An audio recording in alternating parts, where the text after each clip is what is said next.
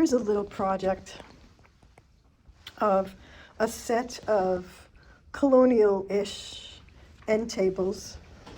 They're kind of scratched and they're nothing fancy, but they feel pretty solid, and I'm going to paint them. So this is going to be more like a flip, which is something I don't do a lot, but let's do it.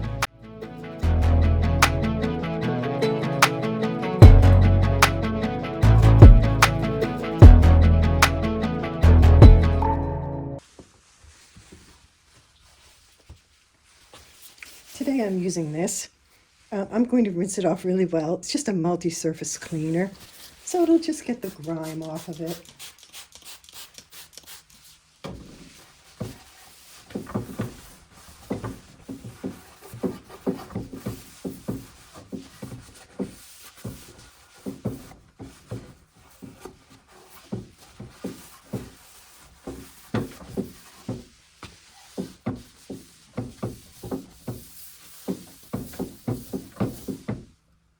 Pretty dirty.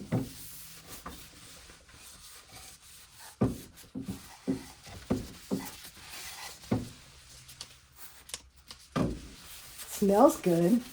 Oh, I can see a crack right here. It doesn't seem to be going anywhere.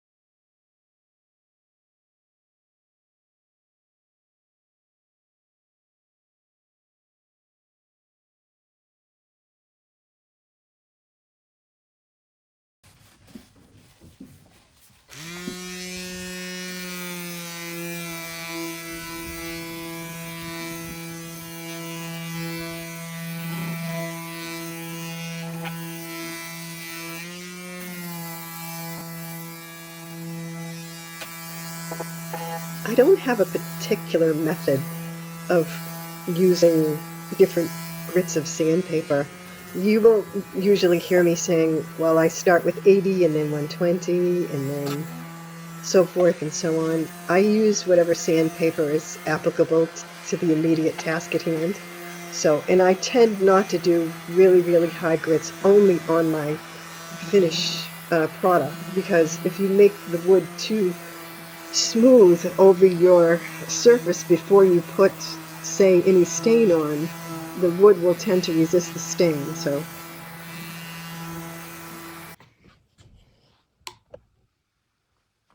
So I'm going to paint these set of end tables, and I'm going to use Zinnser bin 123 primer. I have a big half-gallon of it, so I just pour, you know, as much as I might need into a little container because it's much easier and cleaner. So yeah.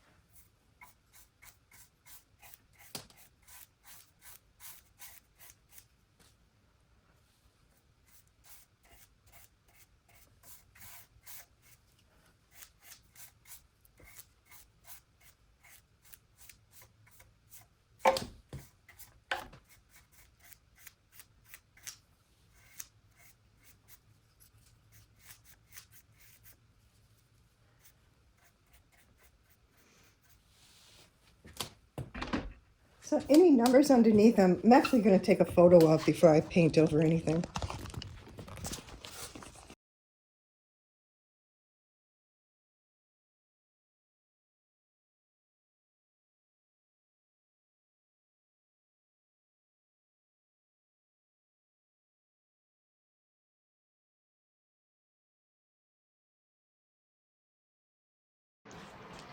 I decided to tape over the numbers.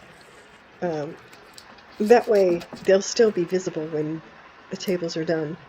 Just in case somebody wants to look at it in the future, it'll still be there. I figured I would take a photo of it, but then when I thought about it, I said, no, I really should cover it. Same as if I found a manufacturer's tag or something, I would cover it and save it for later.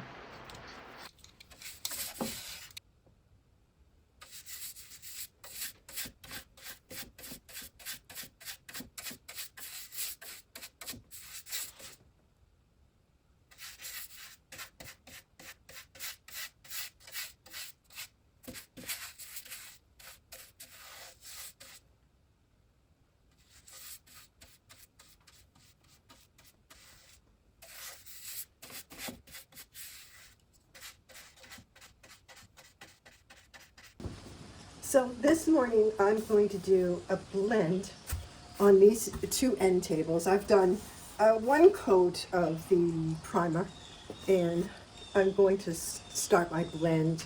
And I'm going to use two mist tints that I got at Lowe's. One I have used a little bit. Oh, this is actually Ace Hardware. And I believe this is a sample that I was using for something else, but I like it. It's a wall paint. And this is a Valspar. The color is on the lid. I'm not really sure, but it looks to me like a French linen. That's what I wanted. Kind of a taupe color or grayish. And then with the dark accents, I think that would be nice. So I'm going to start that this morning. Now, using two different kinds of paints, I can probably blend them without a problem, but just to be sure, I'm going to use a substrate in it that will ensure that I'll get a good blend, and that's calcium carbonate or, oh, I forget what it's called. Plaster of Paris, that's what it is. Plaster of Paris. That's the popular name for this. So I'm going to put each of these paints in a little container. I'm going to add a little bit of plaster of Paris into each of them. That way I'll be sure I can blend them without a problem. So I have two little store containers with lids because, you know, I might want to leave it a while. I don't want the paint to dry out.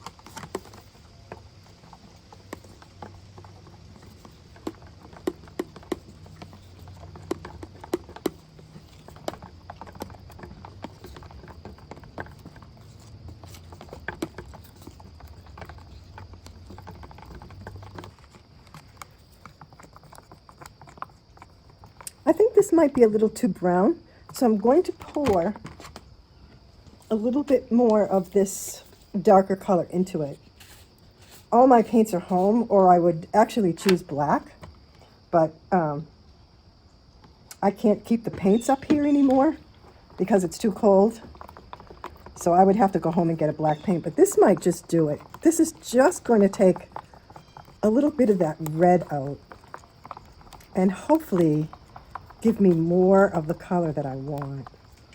I have two brushes for the colors, and they might get mixed in with one another. I don't really care. I have a place to set my brushes down.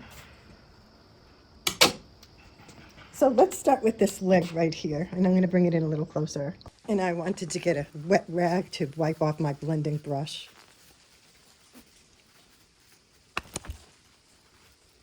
There we go.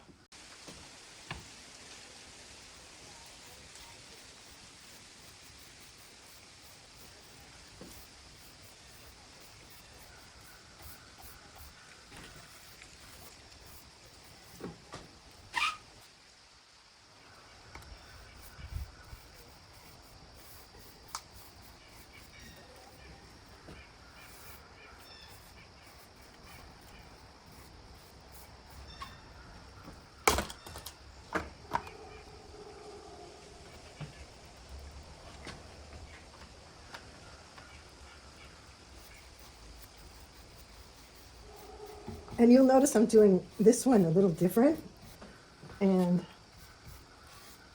just to see if I might like it better.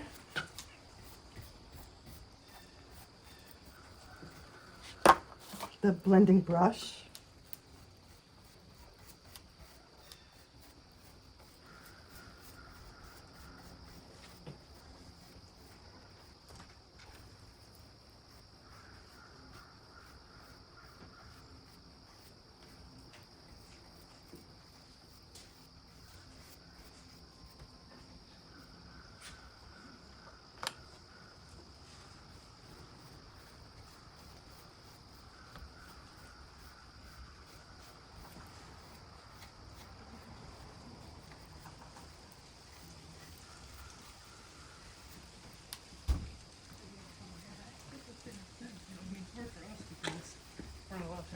Hi.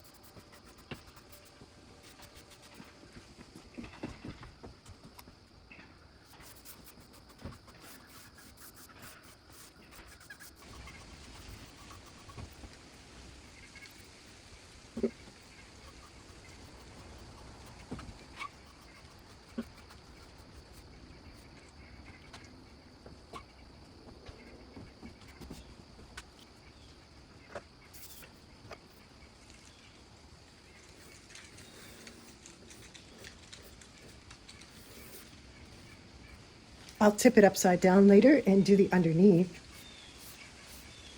And I think, so as I'm painting, I'm realizing that a bottom coat, and it's, I'm building texture with all the different directions. I'm going to do a bottom coat of this particular color, and that way I won't be struggling as much with the darker color, I'm thinking. So Yeah, so let's let this coat dry and I'll work on the second one off camera. So as I said, I often change my mind. Well, maybe not often, but you know, it does happen sometimes. I don't like the way that it looks, or it's not what I was thinking. So I like this kind of shading. So what I'm going to do is I'm going to mix the two colors together so I get a more charcoal color. And then I will do all the details, corners, edges, these little details right here. I'll do them with a glaze instead. And I think that's going to be pretty. And then these are going to get a transfer as well.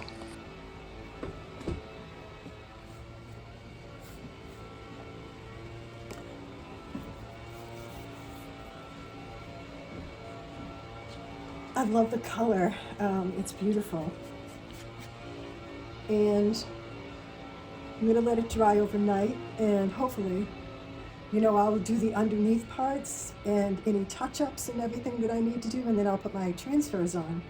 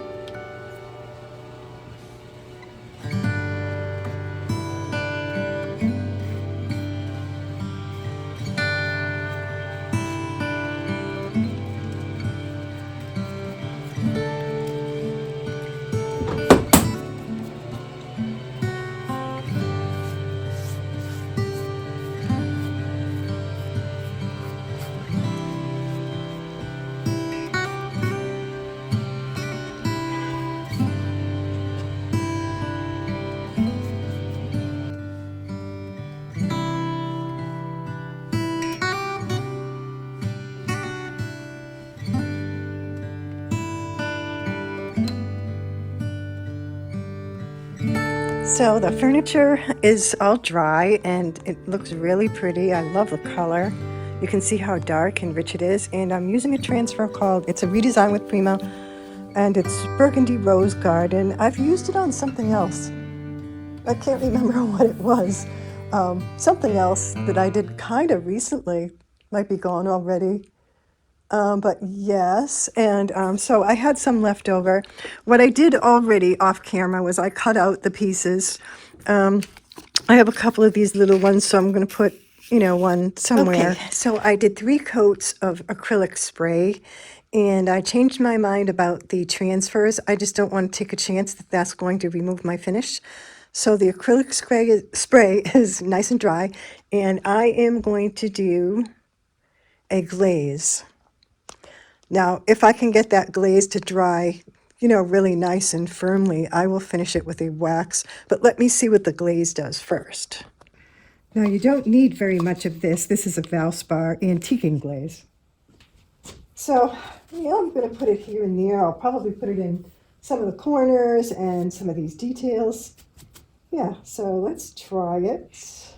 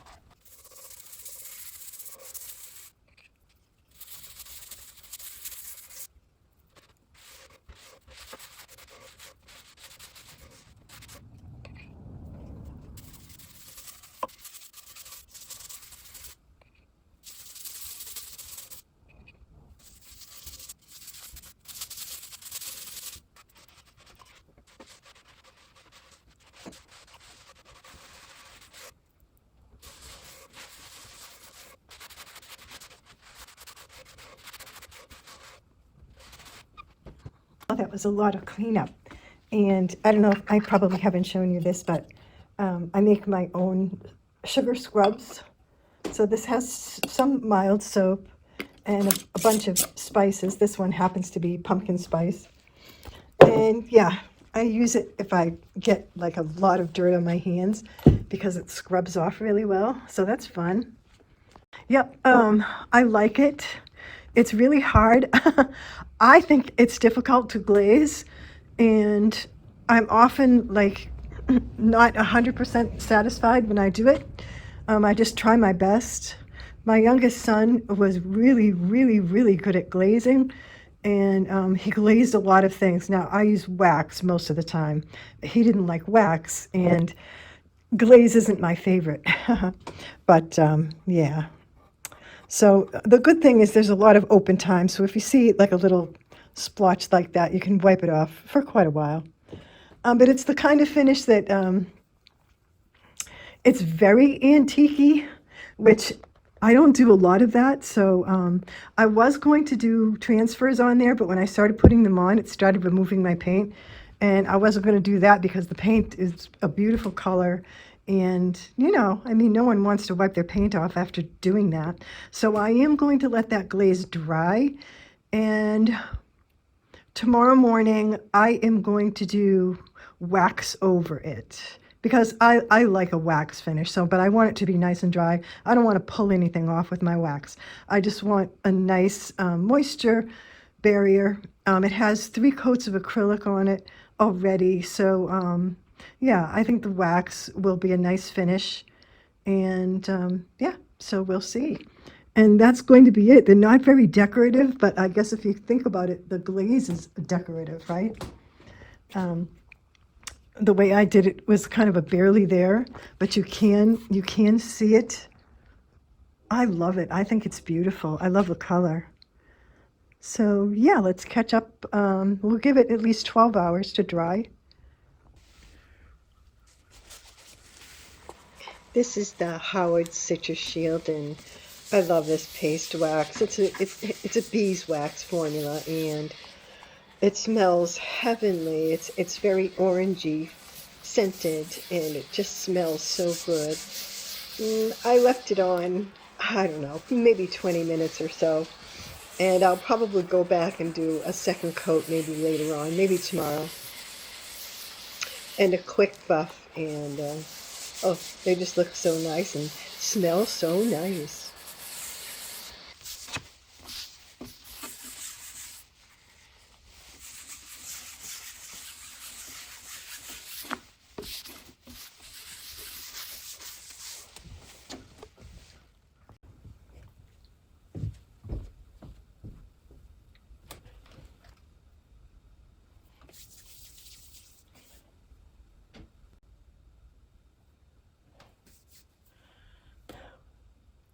Thank you for watching this video. I took a set of end tables that I got from online. I want to say that they're called a step table as far as I could see. I did research them online based on the serial numbers. There is no manufacturer label, and it doesn't seem that they're made from Ethan Allen, which is, it's sort of on that style with the spindles in the back, based on that style, but probably you know, a manufacturer based here in Pennsylvania. So, yep, I was going to treat them a little differently, but I changed my mind along the way, just based on what I was getting.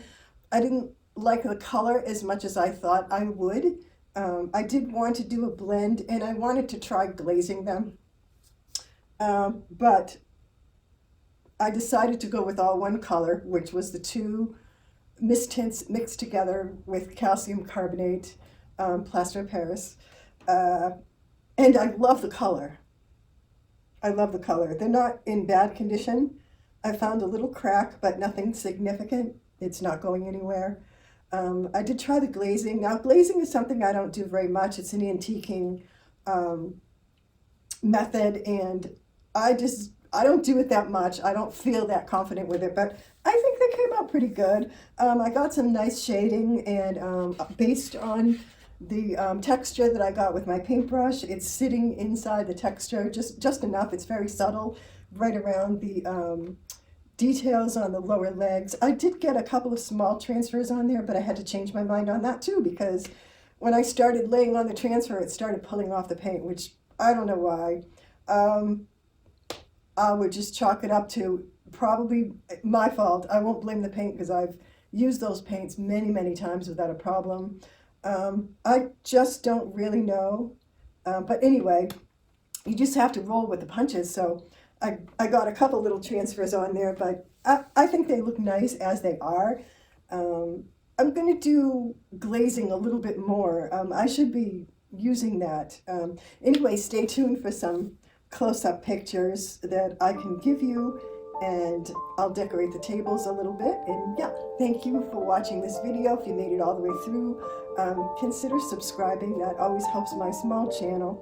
And I hope you have a good rest of your weekend, and I wish you all good and beautiful things.